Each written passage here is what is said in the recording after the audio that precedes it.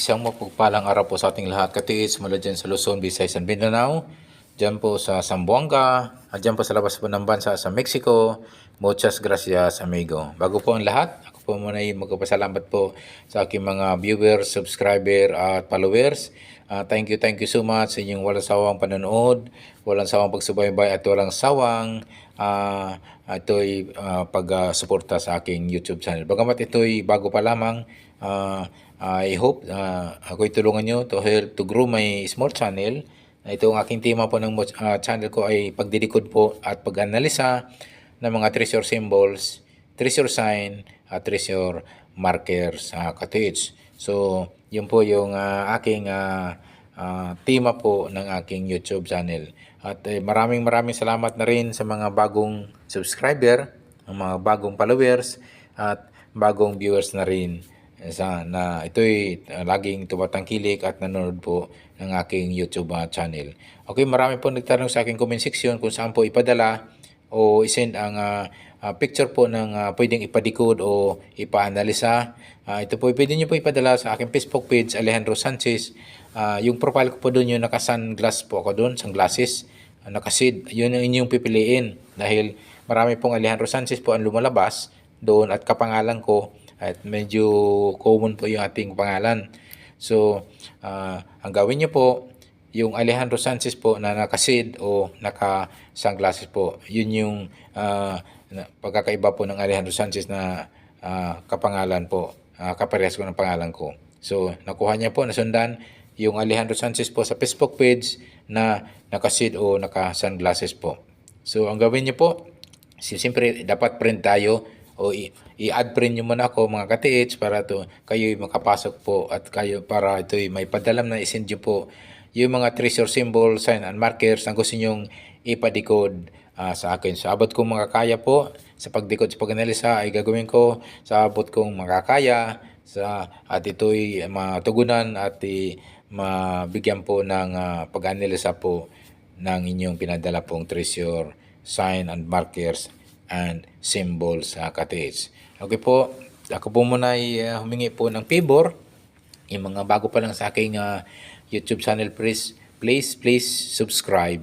And also, don't forget to hit the notification bell button para updated po kayo sa aking mga video pang ipapalabas po cottage. So, yun po. At muli, ako'y nagpapasalamat po ng marami sa mga followers, subscribers, at mga viewers na rin mga cottage. Okay po, tutungo na po tayo sa pagdilikod po. Ito po ay padala po ng ating cottage na isa pong, ito po ay para siyang mukha po ng isang lizard mga cottage. So, ito po ay sa illustration po at mayroong dalawang mata at may bibig po ang isang pwedeng parang frog o lizard po.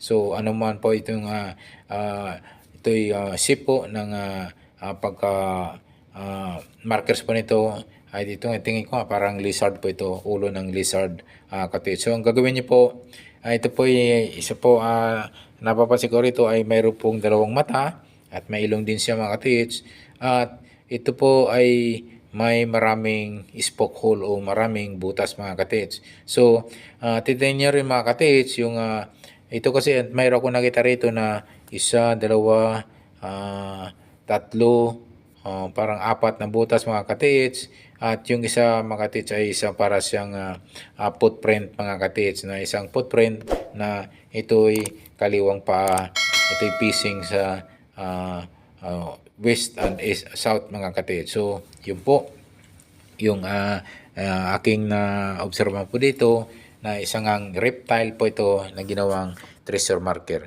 Ang next yung move mga cottage, ang gagawin nyo po cottage ay i-check nyo po mismo yung pinaka marker stone mga cottage. So, huwag yung kaligtaan po ay madalas po ay aking pinaalala sa ating mga cottage kapag ito'y naka-encounter, nakasumpong o nakakita po ng mga treasure markers o tinatawag na big boulder markers mga cottage. Kapag sinasabing big boulder markers, so yung hindi kayang i-remove, hindi kayang alisin, hindi kayang galawin po ng tao o kahit na po yung heavy equipment. So, pagkatandaan nyo po cottage kapag mga big boulders markers, mga big boulder sign ay kay ron na po yung tinatawag na treasure enclosed item. Minsan po ay kanila pong binutasan yan at doon po nilalagay yung mga giveaways, mga item sa mismong markers mga katis. So marami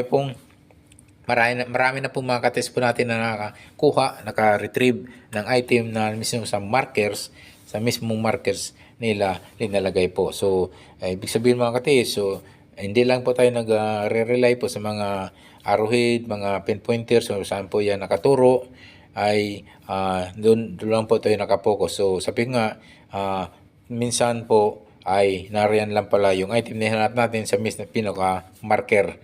So, yun po. Yung pangalawa ay mayroong naka-spoke hole, yung tatlong butas na naka-triangle. So, ibig sabihin, positive po yung item at mahilig po sa triangle yung pinaka treasure item mga katis. So isang Japanese ang may gawa nito katis. So yung triangle po na tatlong spoke, yung hole ay ito'y may kantuhan po na ito'y mayroong nakatungo po sa west, nakatungo po sa north at nakatungo sa south area yung pinaka tatlong kanto ng triangle mga katits. So, ang gagawin niyo po mga katits ay i-check niyo po yung paikot, paligid upang makita niyo po yung pinaka area o baka mayroon po ito yung tinatawag na coordinated markers o countersign markers katits. So, i-check niyo po yung apat na kanto katits. So, yun po yung una, huwag niyong kaligtaan po, pwede niyong pukpukin po ng martilyo, pwede yung maso or yung bato na matigas, yung kabuhan po itong buong pinaka-markers na ito'y nakita ko po ay ito'y medyo may kalakihan na rin, parang big boulders markers na pwede natin matawag nito. At posible po mayroon pong item yan mga katis. Kasi nga ganitong mga sistema at mga ganitong mga ganyang may mga butas po ay may naka-retrieve na, may nakakuha po ng ganyang triangle po na may mga butas na spoke hole na naka-triangle at mismo doon sa markers ang item nakakatits. So nakuha po nila yan, mayroon nakakuha po ng 40 pieces gold, 60 pieces gold or more than 100 pieces na gold bar mga katits. Hindi po ganong kalakihan ng gold bar mga katits. So yun po ay unang-una huwag niyong kaligtaan po sa pag-check po o i-detect po niyang metal detector or gold locator, kung ano po man yung dalang treasure hunting equipment dyan sa area sa inyong lugar katits. So yan po, yung pangalawa ay yung triangle. So ito po, yung pangatlo po, ang gagawin niyo po ay yung nguso po, yung nakapointer po sa south portion, sa south area. So sa distansya po ng 3 hanggang 5 meters. So 1 hanggang 5 meters po, pwede nyo i-check yung po dyan ng metal detector or gold locator mga katits. So bandang south area. Kasi nga yung nguso po ng reptile ay ito po ay nakaturo po sa bandang south area. Then ganun din po yung may naka-align po na dalawang spoke hole ay sa bandang in between po naman sa east at south mga katits. So i-try nyo pag-check po yung area na yan, same distance po, 1 hanggang 3 hanggang 5 meters po ang layo. Baka mayroon niyang countersign o coordinated markers na inyong matatagpuan po. Same sa may north area, 1 hanggang 3 hanggang 5 meters din po ang layo. I-check nyo din po, baka mayroong coordinated markers yan sa dulo o countersign markers. Ganun din po yung kanyang opposite side po ng north, ito yung south. So, ito po mga katits, ito po ay naka-align po na 1, 2, 3, 4 na spoke holes ay ito'y parang letter L o parang letter C.